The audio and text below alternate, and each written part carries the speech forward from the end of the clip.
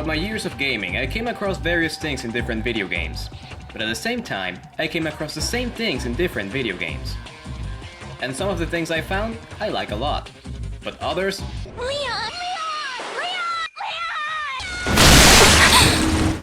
I can't stand.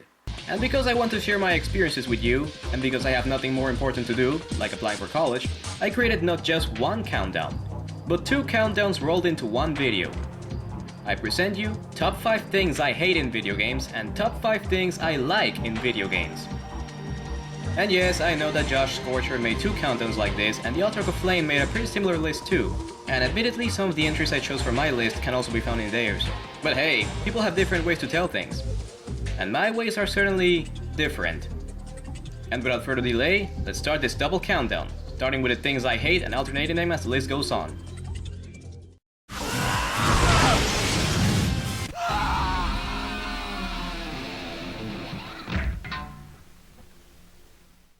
I could not think of a witty introduction for this one, so I'm just gonna jump to the description.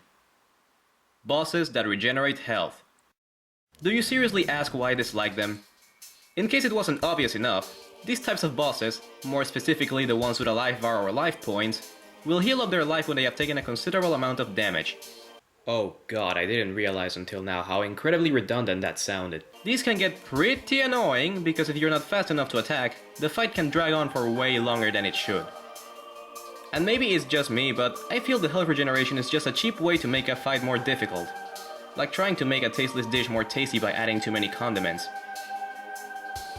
I just don't like these battles. They might be challenging, and I'm not a person who complains about challenge, but this is not the kind of challenge I like. But these battles don't annoy me all that much, hence why they're only ranked 5 in the hate list. But trust me, it gets worse.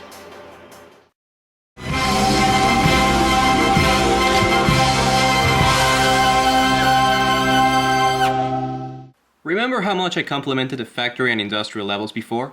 Yay, more factory levels! Well, I'm still not sure why I like these places so much, but I still love them. Maybe it's because the design of the levels allow for some fun puzzle and game mechanics, especially for platformers. Riding on giant gears and pistons is always fun for me.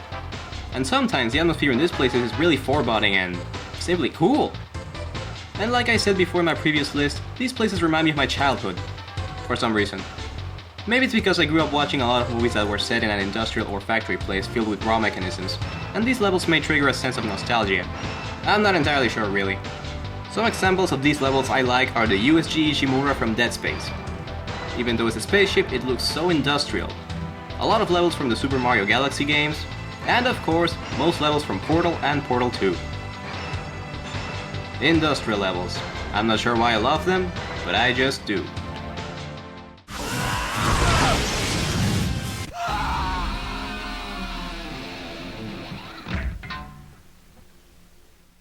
I love puzzles.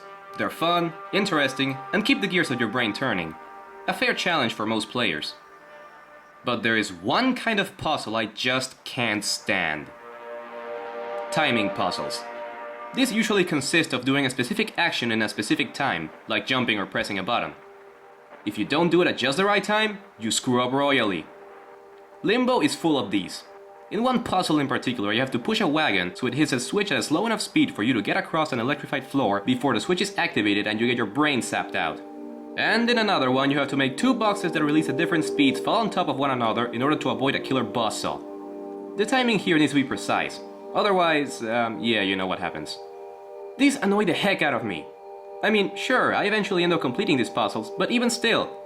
Sometimes I forget what the timing was and mess up horribly. And if you're playing the game for the first time, you might have a little trouble trying to get the timing right, so you might spend a good amount of time trying to solve the puzzle. Unless you're one of those super skilled players that love to brag about how good they are at video games. What can I say? I am not a fan of these types of puzzles. Some people might find them easy and others might like them because of the challenge, but they're just not my thing. Oh, son of a bitch!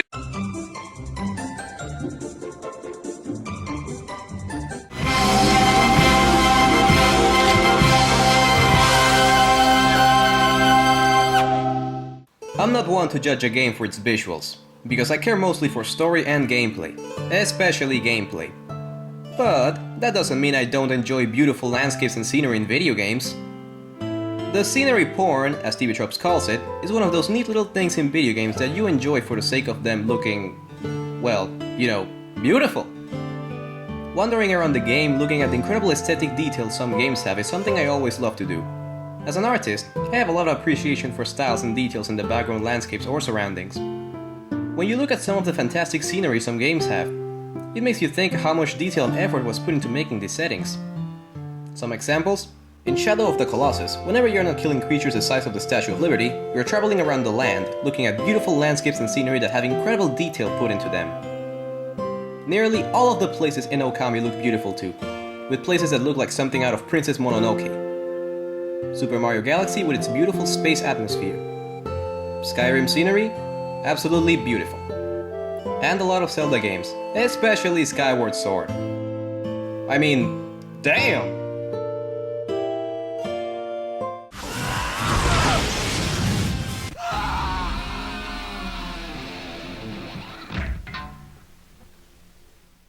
I really enjoy Josh Scorcher's countdowns. Not only are they entertaining, but Mr. Joshua Burner here has a lot of opinions I agree with. Except on this. And this. And probably this. But what I'm getting at is that we both hate infinitely spawning enemies. The kinds of enemies from a certain part of the game, or sometimes in the whole game, you can kill over and over and over, but just keep coming back. If this is supposed to be a challenge, well, it's not a very good one, because most of these enemies can be killed very easily. So this just come off as an annoyance, like a dozen flies buzzing around your head. The worst offenders of this trend? Alec Trevelyan and his army of douches. A handful of first-person shooters like Call of Duty, and Morrowind with those enemies that must not be named. I just want to progress through the game, without getting slowed down by the same enemies constantly. Is that too much to ask? Yes.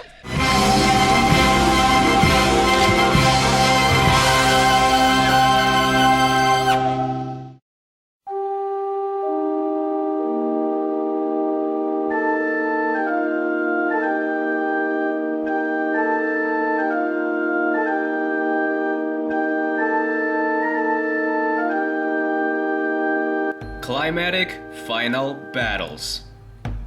I love the feeling of getting near the end of the game, getting told that the final battle is upon you, getting into the final level with an atmosphere full of dread, and fighting the final boss the game has been building up to for so long. And the more epic the final battle is, the better. What do I consider as a climatic final battle? Well, first the final boss must have a build-up. The game must let us know that this final boss is the ultimate challenge, the biggest bad. Then, a big event must happen before the final battle, something that gives even more tension. Then, the final level must have a foreboding atmosphere. And lastly, the final battle must not disappoint. It feels so exciting that all the progress you've made through the game, all the hardships you've experienced culminate here. The final challenge. A good climatic final battle just screams, "It's time to end this!" And I love it. And there are just so many epic climatic final battles to give only a few examples. So instead I'll give examples of final battles that are not climatic. Necron from Final Fantasy IX, and Fontaine from BioShock.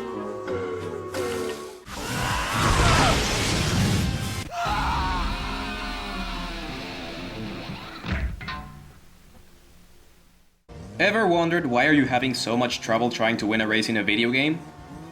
That's probably because the AI you're competing against has the second thing I hate the most in video games. Rubberband AI.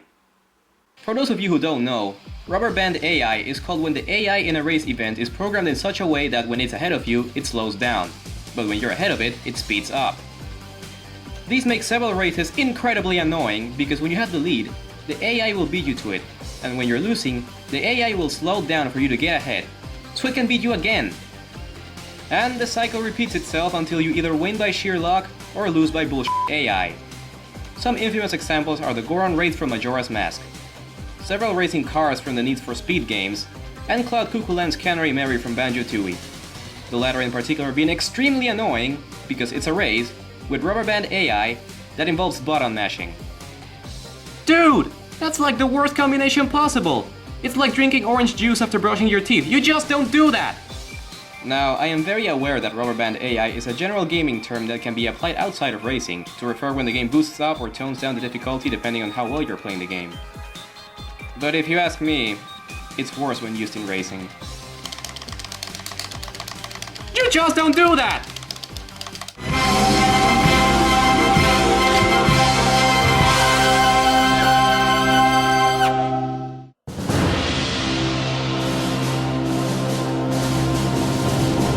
Oh, come on! Don't tell me you didn't saw this coming. If you didn't saw this coming, then you don't know me at all. Guys, I mean, seriously. I made a whole 3-part list about 25 Easter eggs, even stating at the beginning of it that I'm a huge fan of them, so don't tell me you didn't...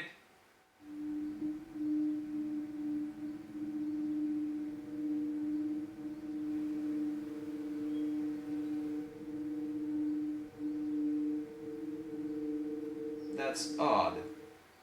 Well... Anyways. I love Easter eggs because they are clear proof of how creative game developers can get. Some Easter eggs are simple, others are extraordinary, some can be found in the places you'd least expect, and some Easter eggs reveal really interesting information about the game, and even something else. But what makes them so great is the fact that they're hidden, obviously. Nothing like the fun and thrill of discovering one of these things and feeling accomplished. And they're just overall really fun little things. While Easter eggs can be found in other media like movies or TV shows, I feel they work best in video games. Because you have free roaming and exploration, and you can easily look anywhere. It feels like a real-life Easter egg hunt. There's only one thing in video games I like more, and we will be seeing that right now! But not before I tear apart my most hated thing in video games.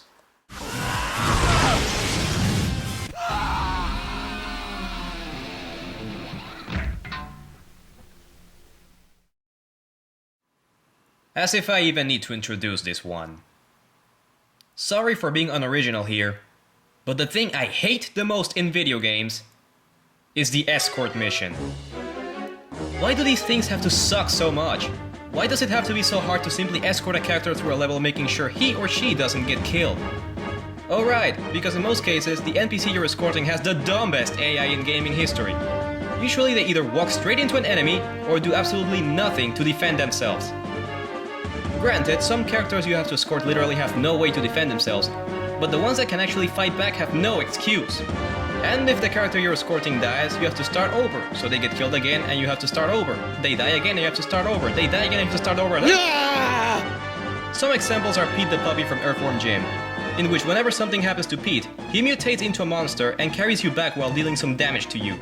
Twilight Princess has a really annoying one too, that pretty much forces you to stay close to the wagon to prevent it from catching fire, while simultaneously killing enemies that can put the wagon out of its course. Ashley from Resident Evil 4. Leon!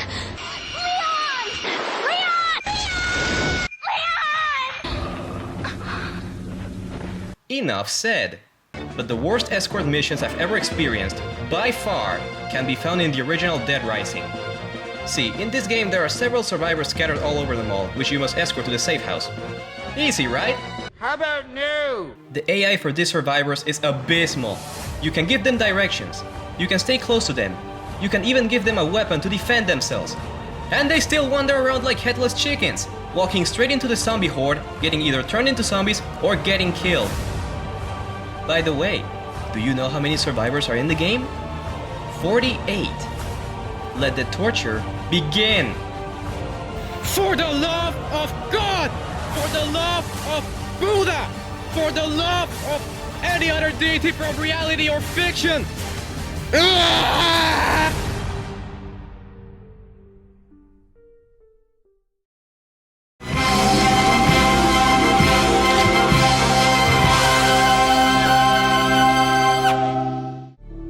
I love the feeling of satisfaction after finishing a game. But sometimes after I beat the game, I forget about it for a while and don't go back to it.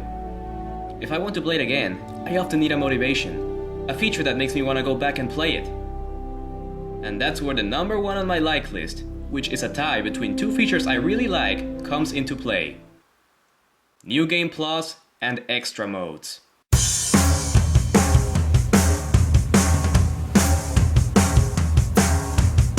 And why would I not love them? Every video game should have these!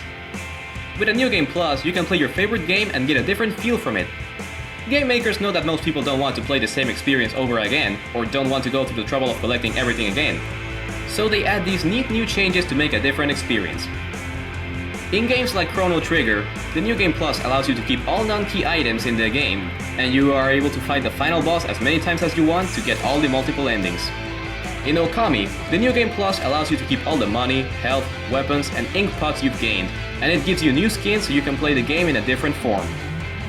Playing the New Game Plus in Wind Waker allows you to understand Hylian language, and you can play the game in your pajamas! As for extra modes, some games have unlockable difficulty levels or extra features. For example, in No More Heroes you can unlock the Bitter mode, which is the hardest difficulty level, and in the second game you can unlock the Deathmatch mode, so you can fight all your favorite bosses whenever you feel like it. Same with Shadow of the Colossus. Upon beating the game for the first time, you unlock the Hard mode, the Time Attack mode, and afterwards the Hard Time Attack mode, in which you obtain new items such as a spear and a parachute. Metal Gear Solid 2 Substance has several VR training missions, a Snake Tales mode that allows you to actually play as Solid Snake, and a skating mode? Yeah, a skating mode. To wrap things up, New Game Plus and extra modes are great things. Not only are they challenging, fun, and wacky, but they increase replay value like you wouldn't believe. And that's why they're my favorite things in video games. I'm Media Master. Seeing you next time.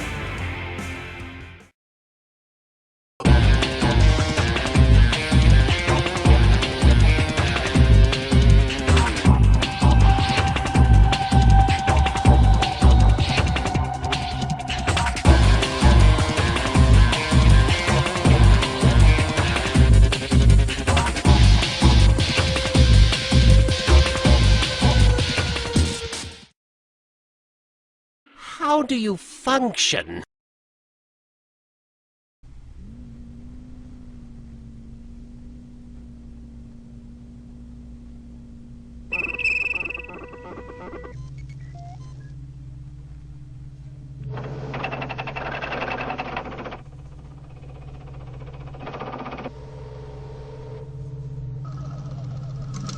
Kojima is God.